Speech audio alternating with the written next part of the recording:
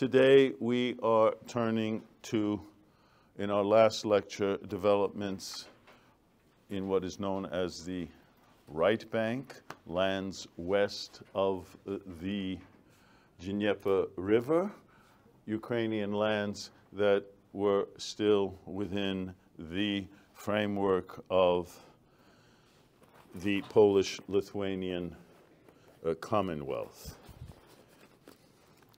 We saw how in the left bank, in Russian-controlled lands, the Hetmanate, Zaporozhye, Sloboda, Ukraine, each of these areas in the course of the 18th century became integrated politically, administratively, and as we saw last time, socioeconomically and culturally integrated within the Russian Empire.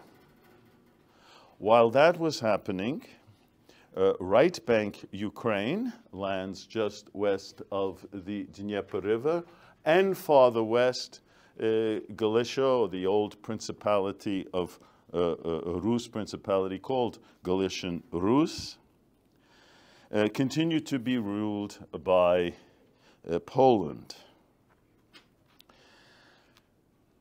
We also saw how Polish rule in this area was seriously undermined by the Chmielnicki uprising of 1648, and it was only after Poland and Muscovy agreed to divide their spheres of influence more or less along the Dnieper River, and culminating with that so-called eternal peace of 1686.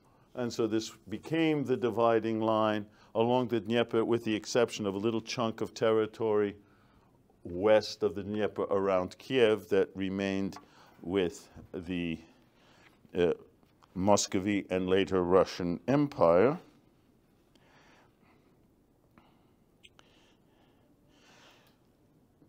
While that happened, or after that happened, the Poles were gradually able to restore their authority over Ukraine's right bank. The process, or that process, was gradual. Why? And because it was fraught with many setbacks.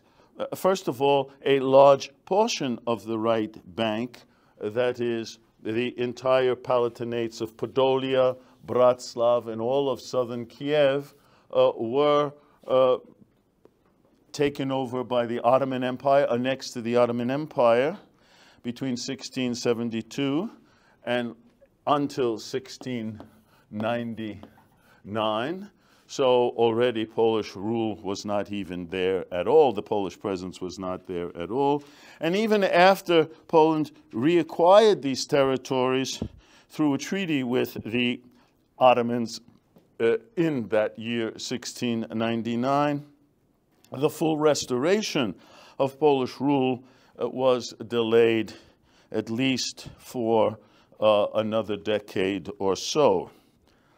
And it was really only after 1711, the end of the first phase of the Great Northern War, the demise of Mazepa and his successor, Philip Orlik, only after 1711, which brings us already into the 18th century, that brought a degree of peace and stability, certainly between Poland and Muscovy, and for some periods of time with the Ottoman Empire as well. And it was only then, with the Ottoman Empire no longer on lands in the Polish-Lithuanian Commonwealth in Ukraine, only then was the Polish government able to restore any control over the right bank. As part of this process of restoration, the old Polish system of administrative division, according to Palatinates, that was a division which we've seen before, it was restored in the right bank, because during the Khmelnytsky era, it was part of the Cossack state, and those Palatinates were abolished. Now they are restored. And those included the Palatinates of Kiev, Bratslav, Podolia, Volhynia, and then farther west, Galicia, which had never been part really of the Cossack state. Polish rule was really never seriously threatened there, going back way since the 14th century. Also to recall, each Palatinate had a small diet. These dietines, semiki, in which real political and administrative power was in their hands. And the Palatinate dietines regulated taxes, controlled the draft, even chose direct deputies to the central diet, which in turn elected Poland's king. To remember, and not surprisingly, these dietines, local dietines in each Palatinate, were completely in the hands of the Polish szlachta, magnates, and their gentry vassals. In fact, the decades after 1711 were marked by a return of the old as well as new Polish magnate families. So we have a whole slew of them, the Lubomirskis, Seniavskis, the older ones, Potockis, Czartoryskis, all of whom prided themselves as the initiators of a settlement plan which, as they saw it, brought cultivation and civilization back once again to these wild steppes of Ukraine from their perspective. The manner in which the Polish socioeconomic system was reestablished in the right bank Ukraine followed past models. In the more heavily populated areas, the arenda system, we discussed this when we were looking at the 17th century, a system of leasing the large properties, mills, etc., to middlemen, usually, but not only Jews, who did the work of administering these large manorial estates owned by the Polish szlachta. So this was put in place again. In fact, the 18th century witnessed a steady increase in the number of these middlemen, if you will, in this case Jews. There were losses of Jewish communities during the Khmelnytsky era in the mid-17th century, clearly not as much as has been written about in chronicles. Not surprisingly then, that the number of Jews rebounded very quickly. By the 1760s, the era that we're looking at, there were over 250,000 Jews living in 80 communities in the right bank. Besides Jews, the Roman Catholic and the Uniat churches that were banned by the Cossack state, they were also returned in this eastward move on the part of the Polish administration. Into these barren and more underpopulated areas, and certainly those areas that had been just recently under the control of the Ottoman Empire, Polish magnates took the initiative in inviting peasants from the more densely populated areas to the west, the Palatinate of Galicia, the Palatinate of Belz, western Volhynia, and even from the Polish and Lithuanian Palatinates farther west and farther north.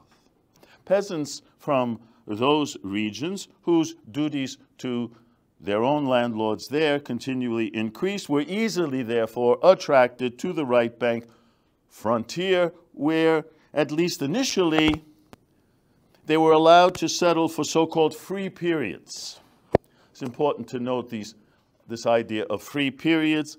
It's a technique that has been used in general throughout many established countries, including the United States.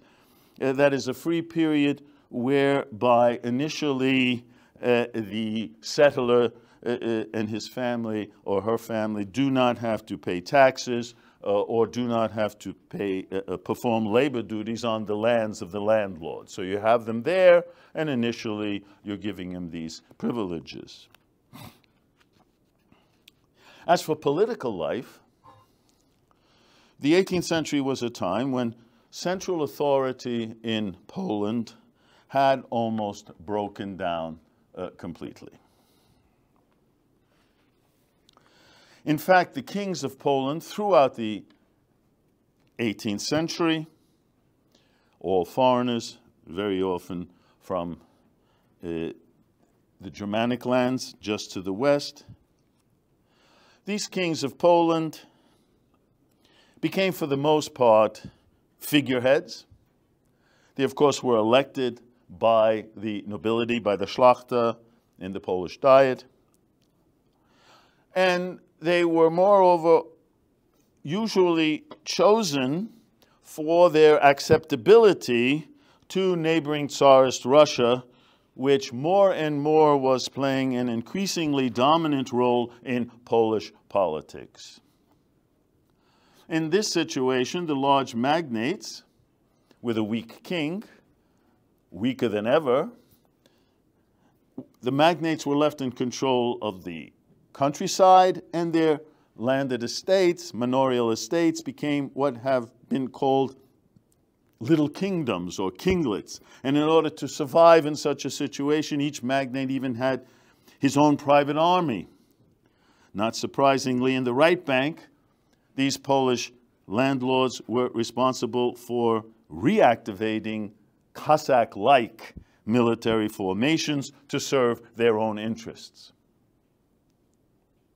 Now, as for the Rus peasantry of Ukraine, their plight varied. In the western Palatinates, far western Rus, Galicia Rus, belts, western Volhynia, the peasants there experienced the greatest burdens of serfdom or neo-serfdom. Farther east, especially in those territories that were now recently resettled, the duties toward the landlords were less. Of course, in some cases, there were none for a while because of these free periods. But in general, they were less onerous. Although the time periods of duty-free residence on those manorial estates ran out after 10 or 20 or 30 years, depending on what was the original agreement for them to settle there. Each time that those time periods ran out, those free periods ran out, the degree of peasant discontent increased. Why? They had to now perform duties and pay taxes. Discontent inevitable, and also the possibility or potential for revolt. Added to the socioeconomic problem, which I've just described, was a cultural one. The return of Polish rule to the right bank was also accompanied by a return of Roman Catholicism and by the Uniate Church, that is, the Rus in union with Rome. And that inevitably had an impact on a decline of the status of the Orthodox Church. Also, it's useful to keep in mind that the late 17th and 18th centuries were marked by an increase in religious intolerance in Poland. Poland actually, the Polish-Lithuanian Commonwealth, in the 16th and early 17th century was one of the more tolerant countries, despite the fact that it was officially Roman Catholic. That's why the Protestantism made great inroads during the Reformation. And in general, the Polish kings were tolerant toward different religions. But that began to change by the 18th century. And these more conservative views were related to the spread of something called the Sarmatian myth. The Sarmatian myth.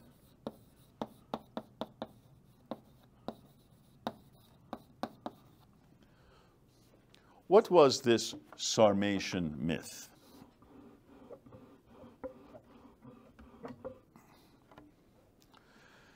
Well, the Polish gentry and magnates felt themselves to be descendants of the ancient Sarmatians. Maybe you remember that name when we, way back at the beginning of this semester, we talked about Scythians and all of the eastern peoples coming from the steppes of Central Asia, so to speak, and among them were Sarmatians. And so, though in actual fact having no real relationship with them, they then developed a theory or a myth, effectively a myth, a nice tale. They're the descendants, according to themselves, of these ancient Sarmatians, and now in this modern garb represented the ruling stratum of the Polish nation. And as such, they claimed for themselves a historic responsibility to defend Christianity, of course in the form of Roman Catholicism, the only religion that counted for them.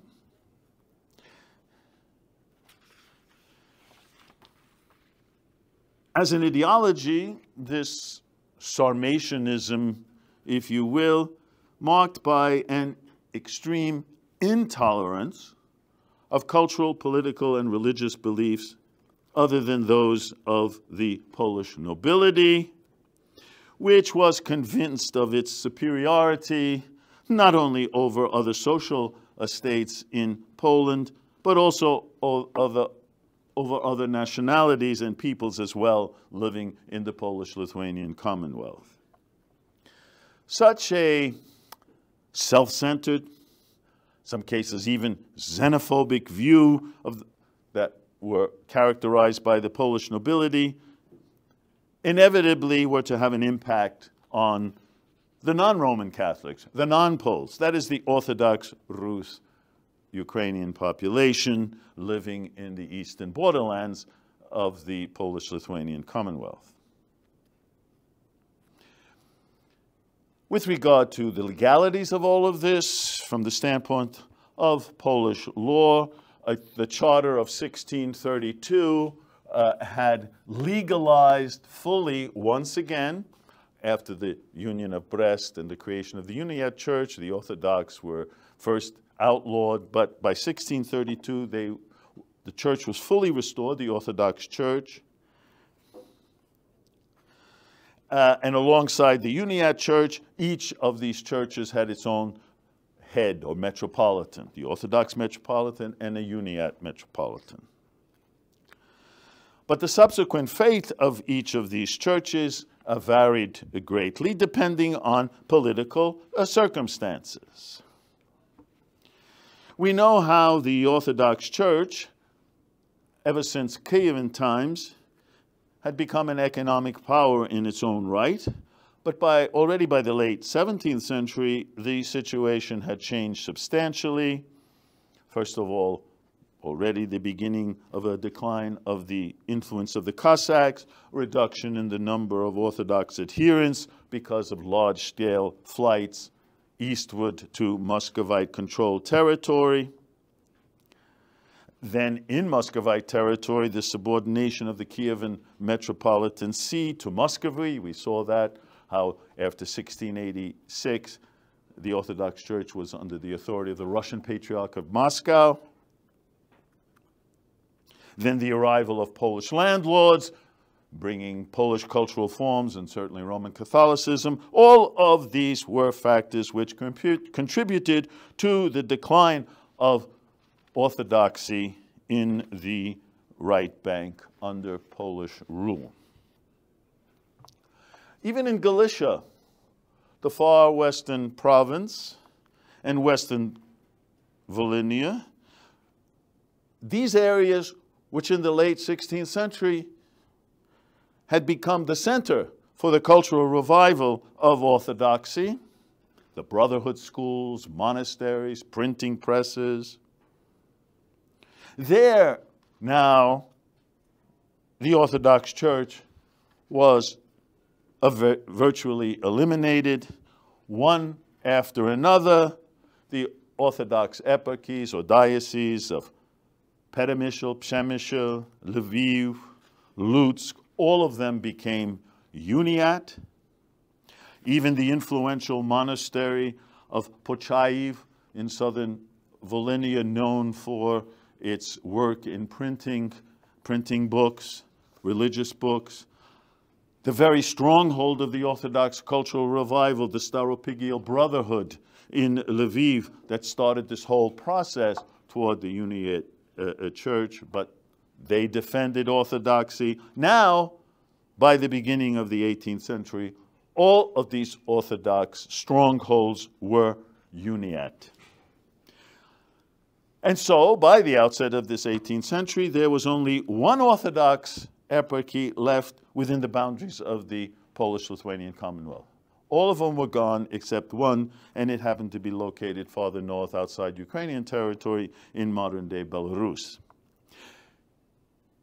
And so, faced with the socioeconomic decline of the peasantry, the virtual elimination of Cossacks,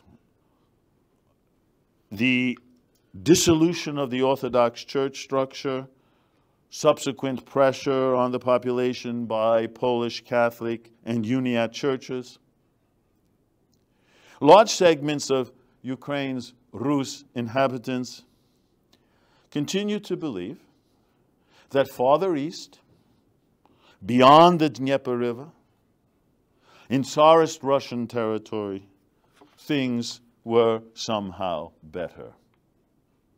And actually, in a sense, Tsarist Russia did seem more promising, a more promising place. After all, as we saw last time, it wasn't really until the mid-18th century, and until as late as the 1780s, it was 1760s, 1770s, and 1780s, that the hetmanates Zaporozhye and Sloboda Ukraine. But up until then, they had varying degrees of political autonomy. And also important, proprietary serfdom had not yet been fully imposed on any of those territories under Muscovy. Zaporozhye itself still served as a haven for those who wanted to live in a landlordless society. And then finally, Tsarist Russia was an Orthodox country where Roman Catholic Poles and Uniats simply did not exist. And so, socioeconomic and religious discontent, coupled with vague hopes for salvation somewhere in Russia, were a potent combination which could lead at any time to disturbances, large disturbances, small disturbances, within Polish-controlled Ukrainian territory. In fact, disturbances did take place at different times throughout the 18th century. They ranged from small-scale, bandit-like raids against manorial estates, in some cases to large-scale military campaigns and peasant uprisings. the oldest and the most contained form of social protest occurred in the westernmost Ukrainian lands.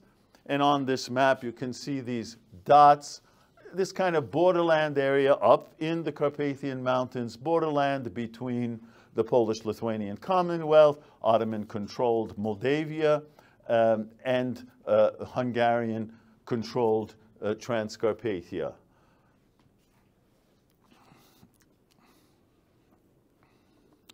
There, in those mountains, small groups of discontented peasants, sheep herders, sometimes demobilized soldiers, banded together, attacked property owned by landlords, and sometimes distributed their spoils to the poor peasantry, kind of Robin Hood-like groups who lived in the Carpathians and were known as opryshki.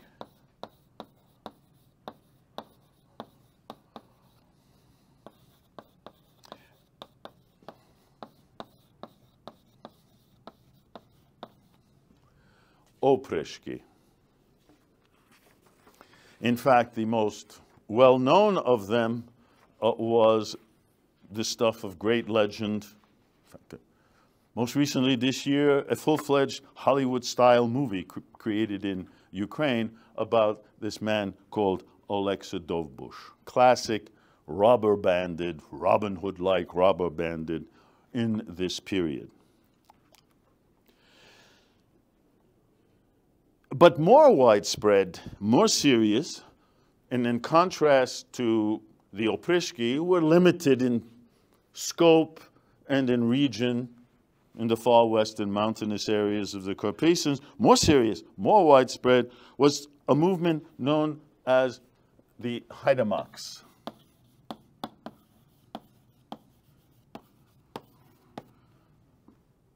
The haidamaks. A Turkish word, by the way, meaning robber or pillager.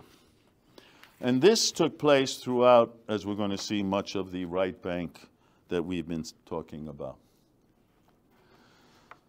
This haidamak movement, in a sense, resembled a kind of continuous guerrilla warfare conducted by small groups of discontented peasants, servants, craftsmen. They attacked the estates of the great landowners on the Polish-controlled right bank. And whenever necessary, if they were losing in their struggle, they would seek refuge by crossing the Dnieper River into Muscovite-controlled or Russian-controlled hetmanate, or preferably still to Zaporozhye. Although it must be said that the Russian Tsarist government and the Zaporozhian Cossacks themselves were generally opposed to what they considered haidamak bandits.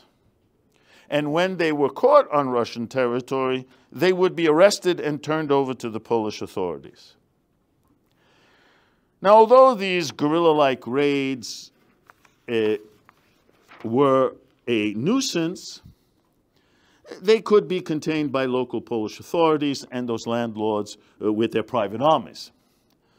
Particularly dangerous, however, would be situations where the haidamaks combined with peasant disturbances and were joined and often led by Cossacks in the service of Polish magnates. And such combinations did in fact occur 3 times, 1734, 1750, and 1768. As an example, let us only look at one of these uprisings just to see how it played out. And here we're going to talk about the uprising of the last of them, of 1768.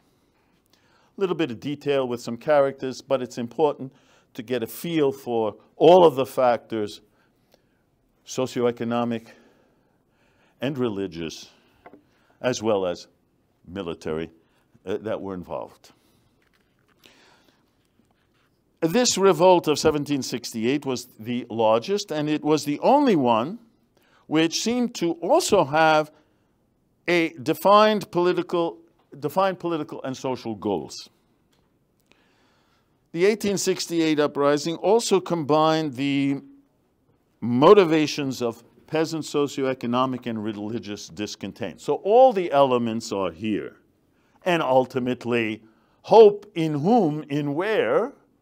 Tsarist Russia to the east.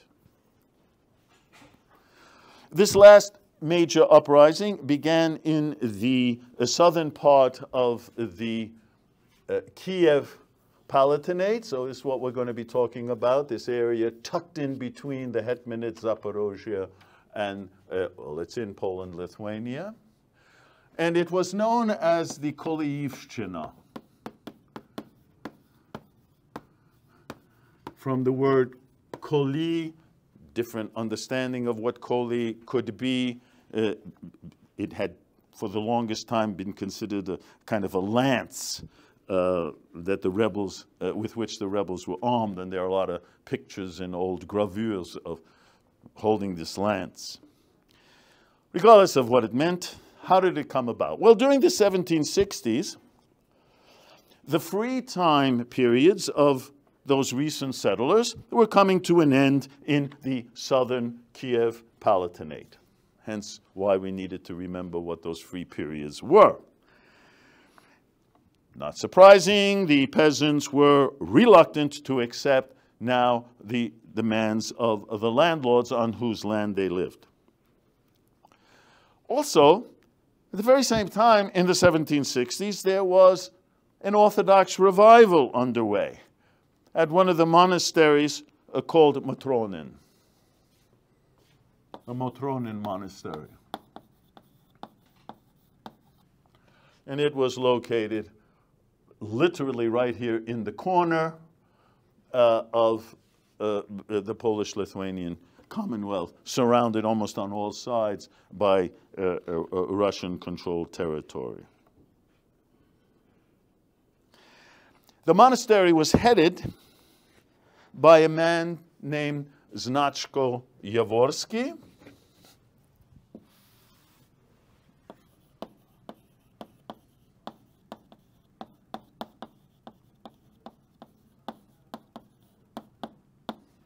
So here you have this Orthodox monk, abbot, hegumen of the monastery. And from this position, he was made assistant to the Orthodox Bishop of Pereyaslav, the same Pereyaslav where the agreement was signed.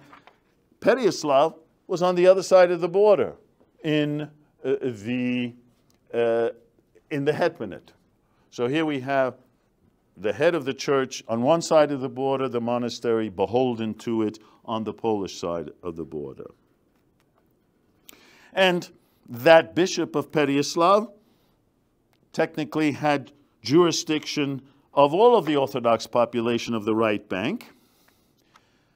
And so the Bishop of Pereyaslav encouraged this archimandrite, head of the monastery, Znaczko Jaworski's, his work, and in particular his work against the Uniats, their fellow Eastern Rite Christians who they hated because they had entered into union with Rome. It's also important that this archimandrite Znaczko Jaworski received the support of the Zaporozhian Cossacks. Now, because of all of this activity, the Polish authorities got wind of it, and they arrested Znaczko Jaworski. But of course, you know, we're in the 18th and still early 19th century, well, certainly in the 18th and even before in the 17th century. You get arrested, somehow you get out of jail. And where does he go? Not surprising, he flees to Tsarist Russia, and he is received by none other than Empress Catherine II. Both received him officially and ostensibly, of course, what actually happened we don't know, but in his mind, he was promised to, or she promised to intervene on his behalf, at least through diplomatic channels.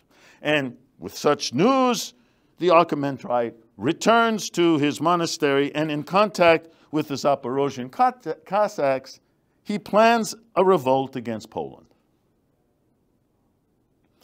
Well, that was one thing was going on. At the very same time, unrelated to this Orthodox revival and plans for a revolt, many Polish nobles themselves were becoming increasingly discontent with what they considered Russian interference in Polish political life. And so in early 1768, several Polish nobles organized something called the Confederation of Bar. Why Bar? It's the name of a town which happens to be in Ukraine, in the province of Bratslav, actually in Podolia, eastern Podolia, right near the border. So there they gather together and they create this confederation. They became known, therefore, as the Bar Confederates.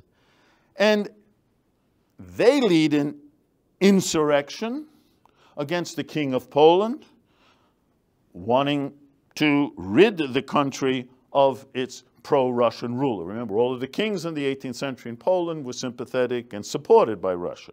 And finally, the Polish nobility doesn't like this. And in response, a Tsarist Russian army, happened to be already in Poland anyway, was sent southward to crush the rebellion of these Polish nobles. So we have this Confederation of Bar, Polish nobles, on the one hand, fighting against their own king and his supporters, the Russian army. Farther east, we have a Zaporozhian Cossack, a man named Maksym Zalizniak,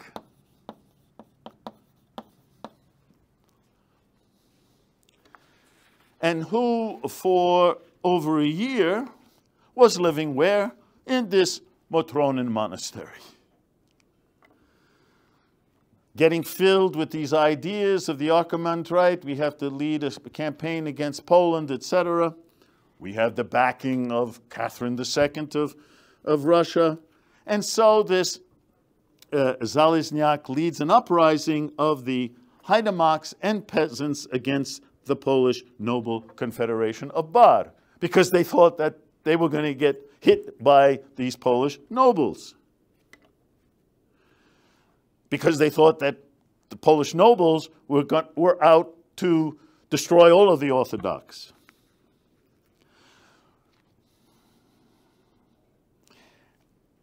One of the biggest battles came at a town called Uman.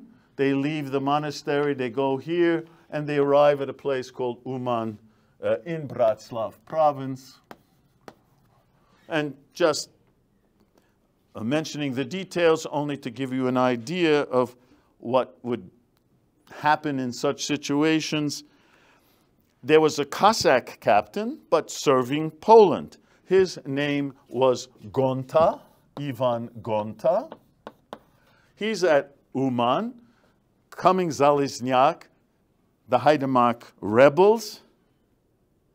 Gonta is supposed to defend the city of Uman, but suddenly, what does he do? He turns on his Polish rulers and he joins the haidamaks.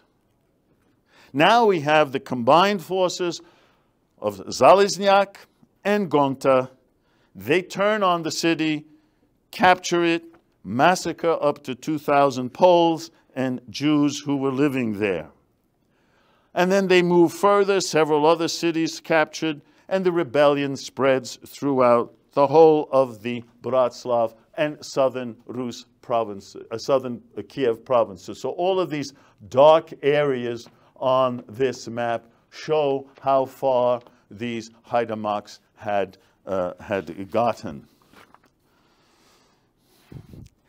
Now, Russia's role in this 1768 revolt of haidamaks was ambiguous. We saw how encouragement was given to the Orthodox clergy on the right bank, but from Tsarist Russian perspective, in particular Catherine II, the rebellion of Zalizniak and Gonta seemed to have gone too far. And so, Catherine II, whose armies just eliminated the Polish Confederation of Bar, now orders the troops, together with their Polish allies, to turn against the haidamaks. At the same time, Poles loyal to their king and therefore indirectly to Tsarist Russia undertook a pacification action in which somewhere between 5,000 and 7,000 peasants were killed. The blood spilled on both sides during and after this uprising only deepened the enmity between Poles and the Rus Ukrainians, so that this haidamak rebellion of 1768, known, as I said, as the Kolyiivshchina, became a lasting symbol which was just fed by subsequent literary works and historical works, often distorted, but nonetheless believed by readers, certainly in the 19th century. And so this haidamak uprising became a symbol of Polish-Ukrainian and, to a lesser degree, Ukrainian-Jewish hatred. And so in 1768, Poland, once again, saved by Russia. But this was to be the last time. As a country, Poland, or more precisely the Polish-Lithuanian Commonwealth, had by the 18th century become a political anomaly. A political anomaly. Its political structure, with a weak elected king, the diffusion of authority spread throughout the country among independent-minded, often selfishly pacifistic nobles, created a situation of internal anarchy, which made Poland vulnerable to the expansionist tendencies of its neighbors.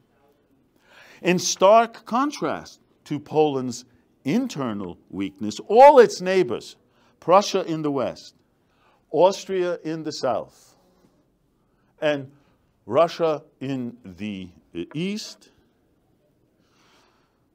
headed, by the way, by three of the most powerful rulers in the histories of those countries, literally at the same time. Frederick II of Prussia, Catherine II of Russia, Maria Theresa of Austria. And all three of them, they had succeeded in creating an increasingly centralized and powerful political military structures within their country, or each of their countries. Poland would have to change, and change quickly, or succumb to its neighbors. Now, the Poles did attempt to make some basic structural changes in their political system, but they came much too late. Already in the year 1772,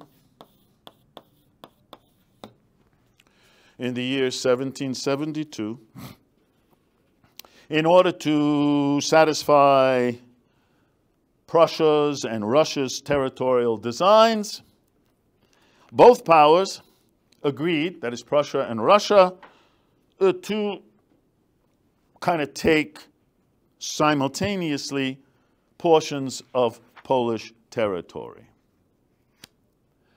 By the way, for the Russian Empire, territorial acquisition was natural. Why? From their perspective, these so-called Little Russian territories, that is, territories in Ukraine, and for the, were considered by Tsarist Russia, who by then was the self-proclaimed descendant of Kievan Rus, from their perspective, to be part of its historic patrimony. So we weren't really taking something that wasn't ours, so to speak. As for Prussia, it had claims on certain territories, certainly along the Baltic Sea. Prussia did not want to see Russia's political and military interference in Poland become the basis of unilateral territorial aggrandizement, and so to prevent such an eventuality and to maintain a balance of power, which was very important in European politics in the 18th century. Prussia urges Austria, wasn't thinking about this at all, but let's do it as a group.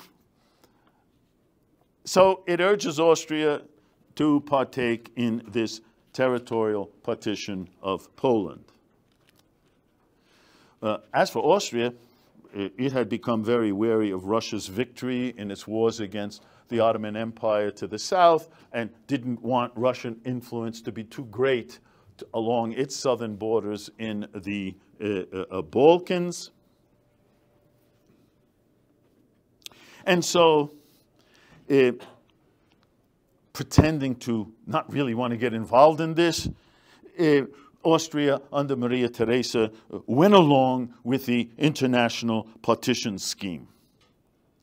And ironically, of all the three powers, the one that never thought about this, Austria Habsburg received the largest number of inhabitants in its acquisitions from Poland, which came to be known 1772 as the first partition of Poland. The first partition of Poland. By the way, 3 years later, in 1775, the Habsburgs, who weren't just added on here, well, they're there, so they figured the Ottomans were weak, so they took this little territory of Bukovina, which they attached to the territory that they got from in 1772, and the territory that they got was the former Polish Palatinate of Galicia. So all of Galicia now becomes part of the Austrian lands under the Habsburgs. Now, this first partition of Poland in 1772 took place through diplomatic means.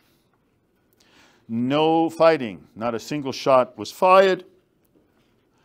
That turned out not to be the case 2 decades later, when Prussia, Russia, and Austria were back again, ready to cooperate in acquiring more territory from Poland.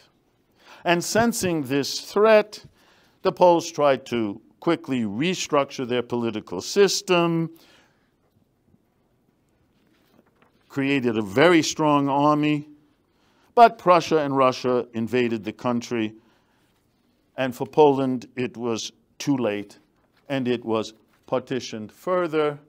If 1772 was the first, then came 1773 and 1793 and 1795.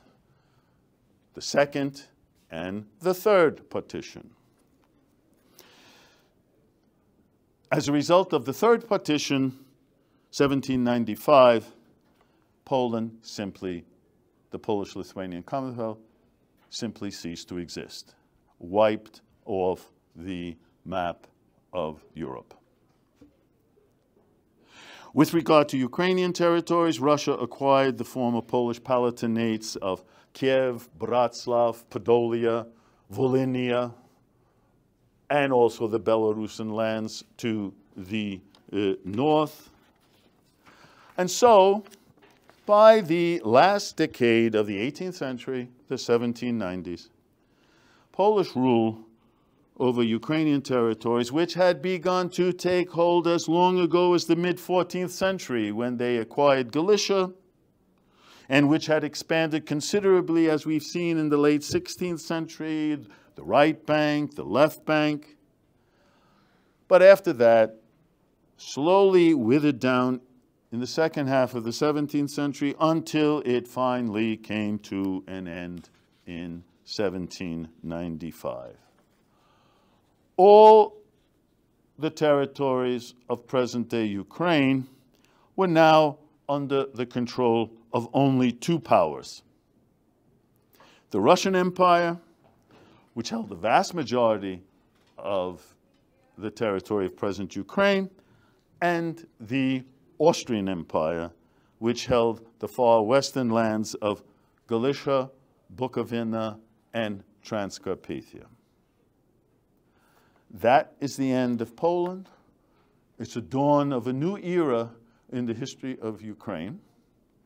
And for those of you who wish to know how that era plays itself out, come back next semester and we will continue the story.